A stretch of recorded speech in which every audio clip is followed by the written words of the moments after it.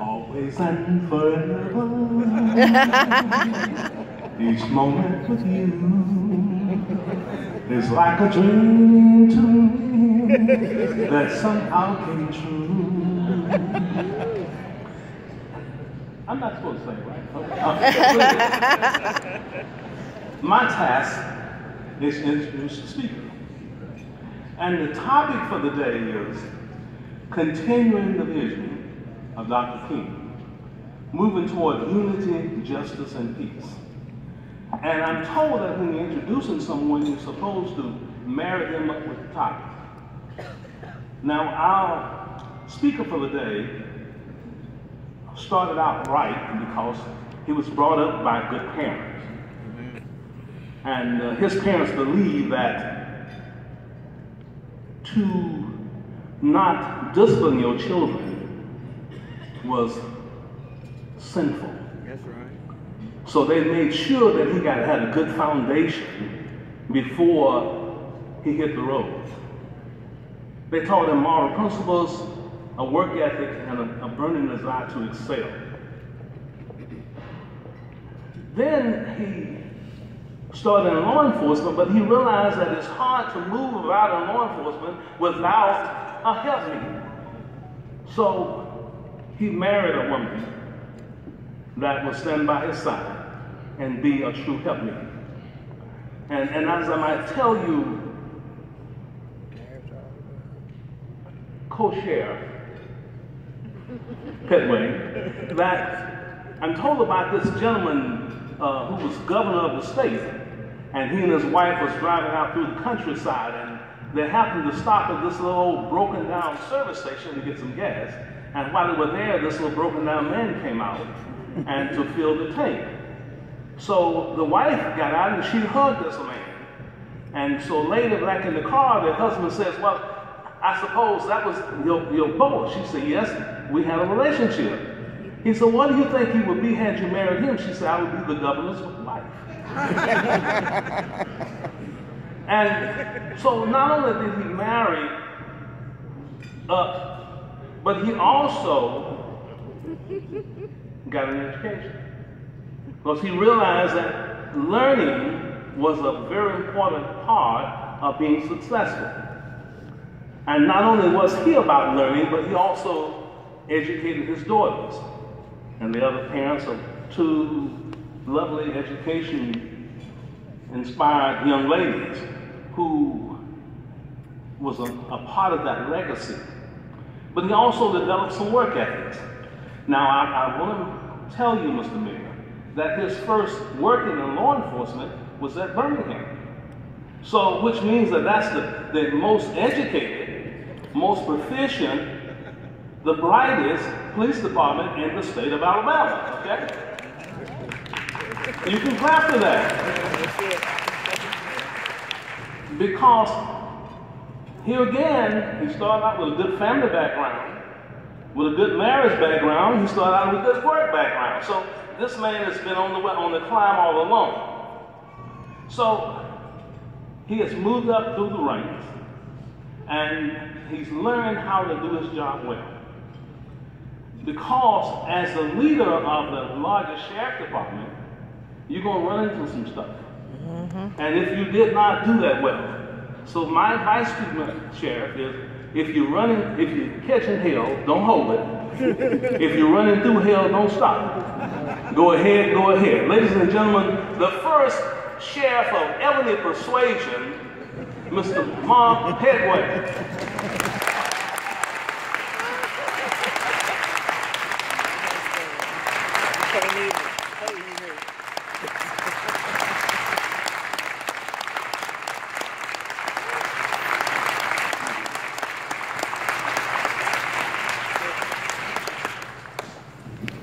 I'd like to thank Chief Johnson for that introduction. He's been a mentor, a friend, and a big help and support on the campaign. He too was a first. And I want to say thank you, Chief. He stepped out there and he lent himself to me during the campaign, and he was part of an ad that I put out. So he really put his neck on the line So he had to have some faith. And I found out he is a man of faith.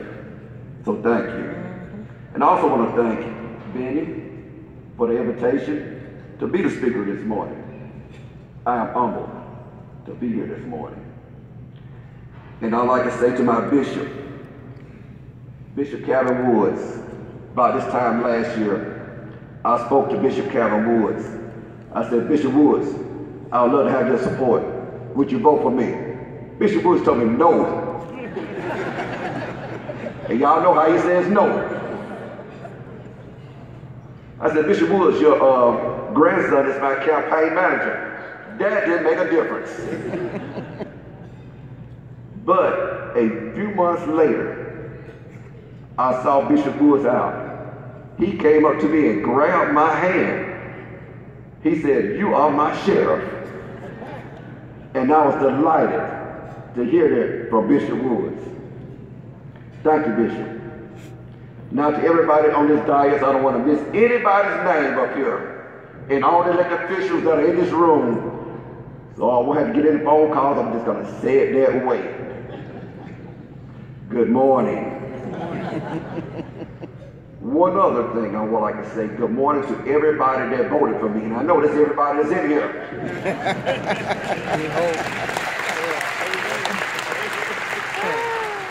They told me once you win, everybody voted for you. And I found that out to be true. I have not met a person that has not voted for me. So that is true.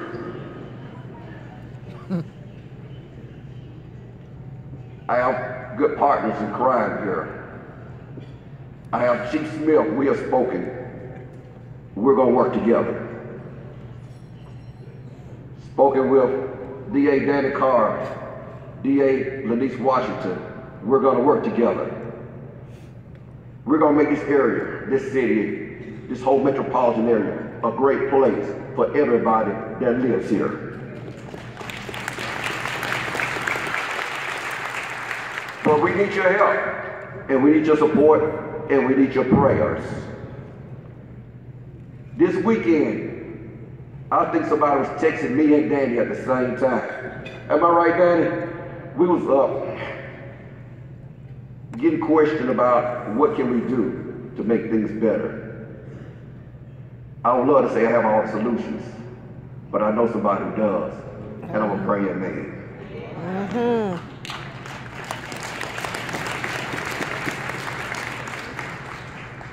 Last week, this past weekend, we attended a funeral of a fallen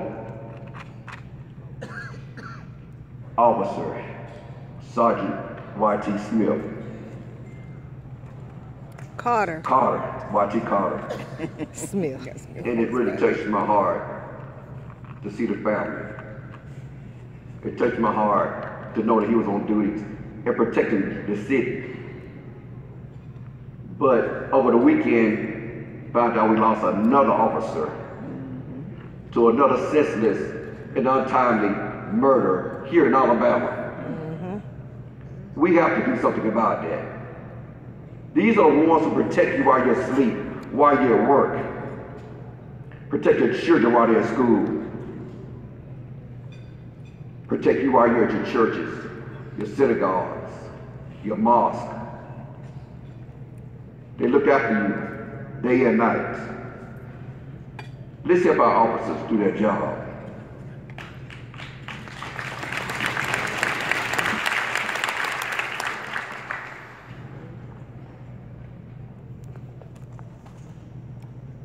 Good morning, and we're ready for service today.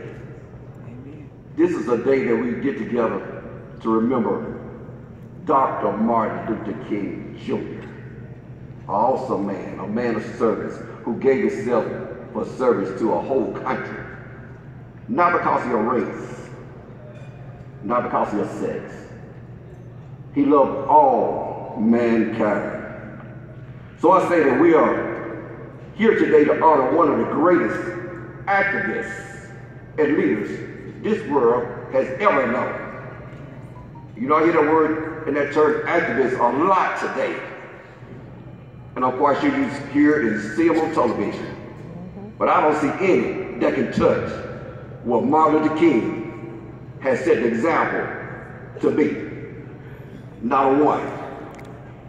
Because some of them are out there for money, out there for fame and fortune. You know it's true.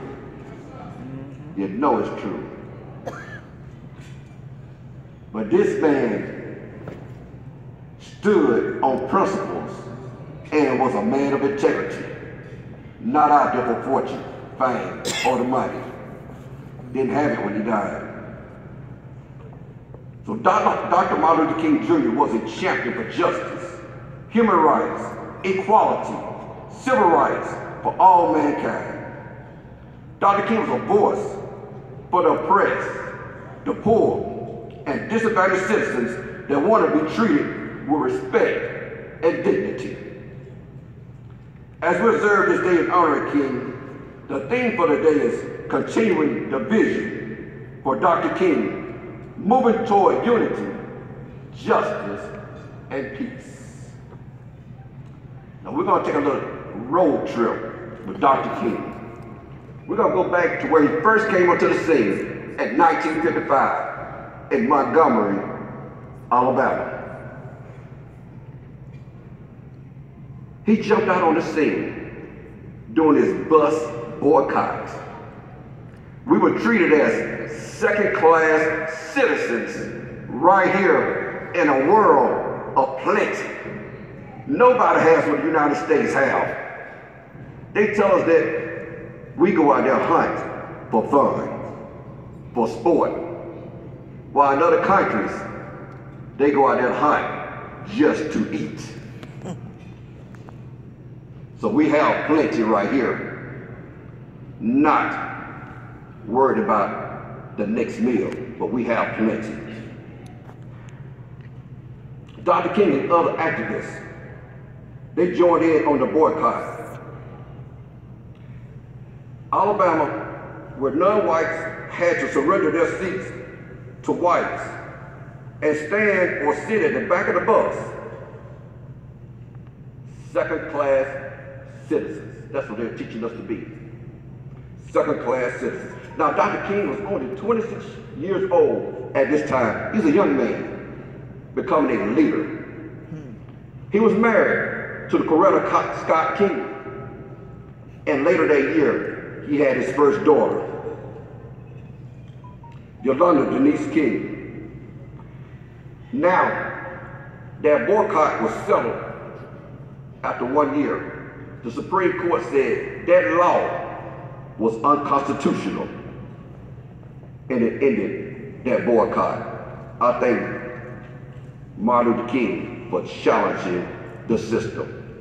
He was not afraid to go up against and challenge the system. But one thing I got to say about him, he knew his stuff.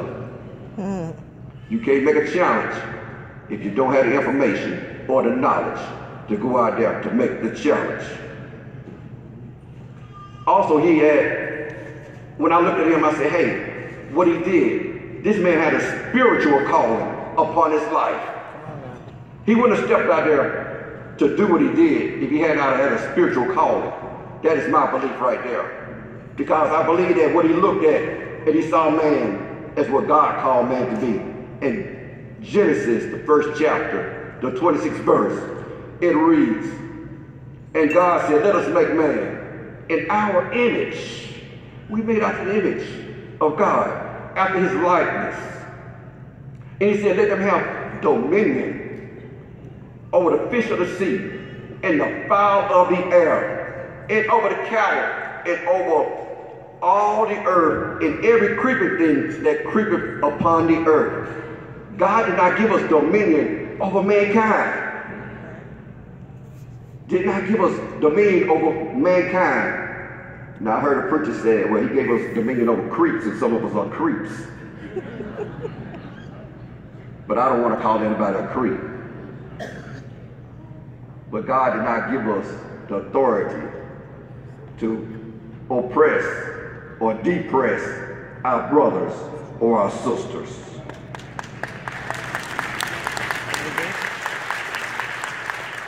that would have violated God's greatest commandment, which is to love. Now moving ahead, bringing it closer to home here, in 1963, on the scene right here in Birmingham, Alabama, we were experiencing mass demonstrations, not far from where you're sitting right now today. Birmingham had a commissioned form of government. There was a commissioner by the name of Eugene Bull Hunter, who was over public safety, which encompassed the police department and the fire department. He used his authority to take dogs and water hoses and use them against the demonstrators. This went on for a while.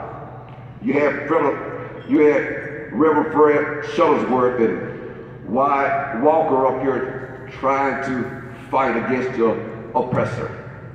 Martin Luther King came and joined in,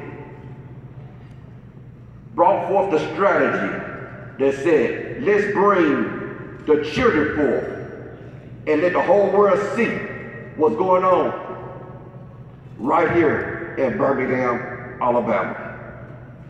That scar is still right here. That scar is still here on us in Birmingham. We can go to the park and we can see the statues, the monuments where the dogs were used on the kids, the hoses were used. That was heinous. That was criminal. That was horrific. But he stood up against those that was trying to oppress us.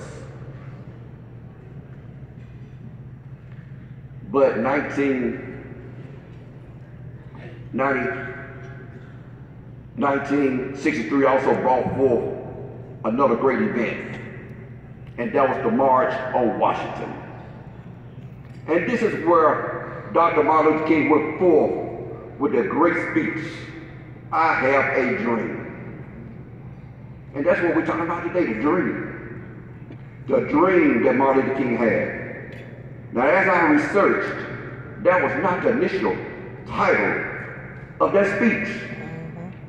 I even love the initial title of that speech. It said, normalcy, never again. That lets me know Martin Luther King was a fighter. He was going to stand up. He was not going to take whatever they was trying to do to us. I respect the man that fights for me. Now in that speech, he had quotes from the Declaration of Independence stating that all men were created equal. Dr. King spoke of a world where people were not to be judged by the color of their skin, but by the content of their character. He talked about how children of all color could join hands together as brothers and sisters. Then he envisioned where we all gather together in faith to pray. This dream was a vision given by God, and it calls for unity and peace among nationalities. Now we're going to go from the dream to reality right now. And that's what we want to talk about at this point. The reality. Here in Birmingham, 1966, Birmingham was hired their first black police officer, Leroy Stover, as an officer for the city of Birmingham.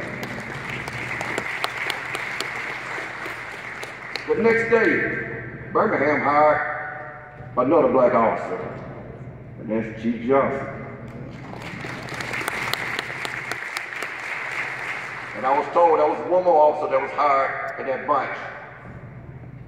And that was Mr. Boswell. Where are you, Mr. Boswell? I saw him this morning. I heard Mr. Boswell. Those were the first 3 black officers hired by the city of Birmingham. 1979, Birmingham had an election in which they elected their first black African-American mayor. The Honorable Mayor Richard Arrington was the first black mayor here elected in Birmingham. And during that time, In 1992, that's when he named the first black police chief, and that was the Chief Johnny Johnson, who is here with us this morning. I'm gonna quote something from the chief. He says, "I stand for making black lives better, but I'll be the chief for the whole city." Well said, Chief. Well said. Now that caused a shift and a change within this area. We saw a lot of the residents move out to the suburbs, and that caused a demographics change.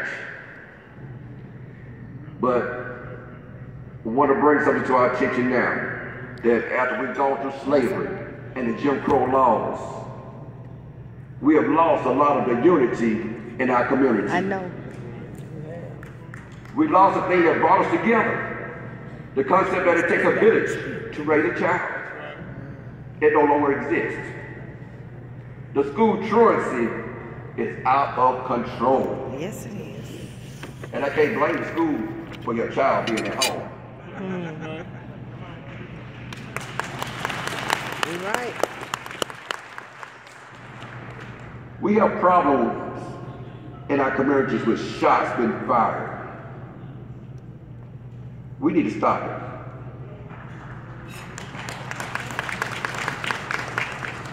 I'm going to repeat the same scripture that Representative Bham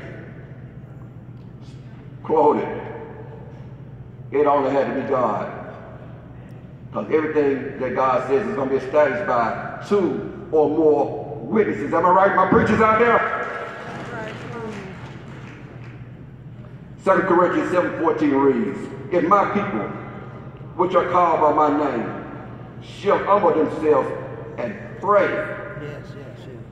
We got to pray, people. Yes.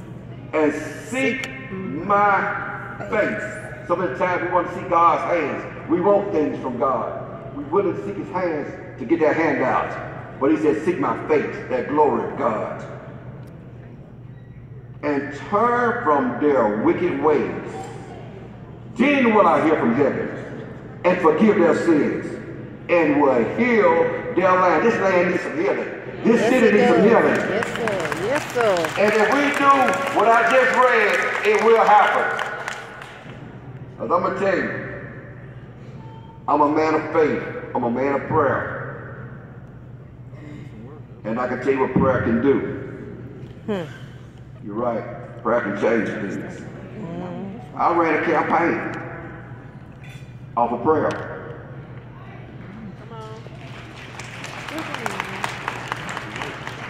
I didn't have the finances. I didn't have a team. I didn't have the billboards. I didn't have the signs in the yards, the money. But I had faith.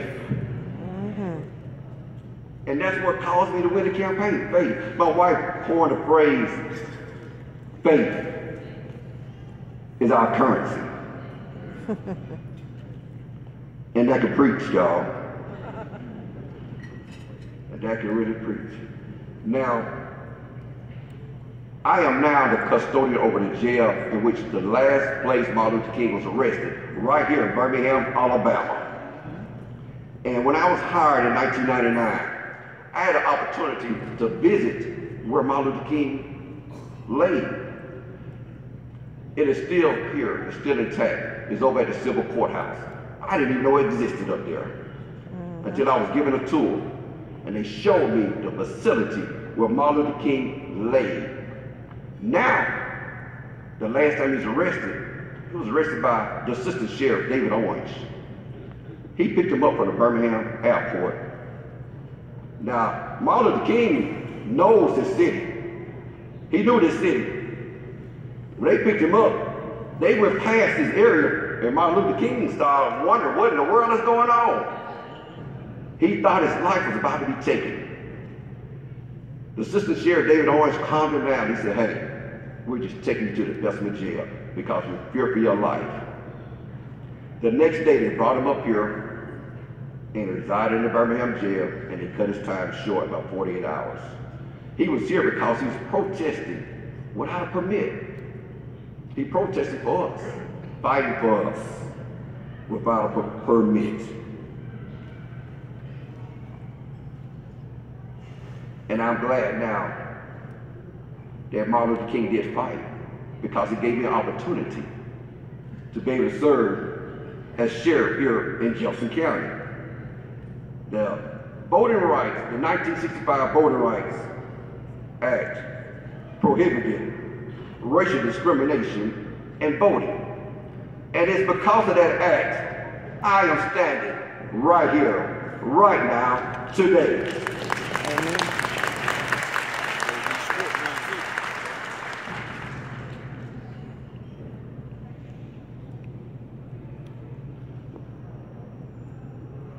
Now, when I ran the campaign, people came and asked me, can you win?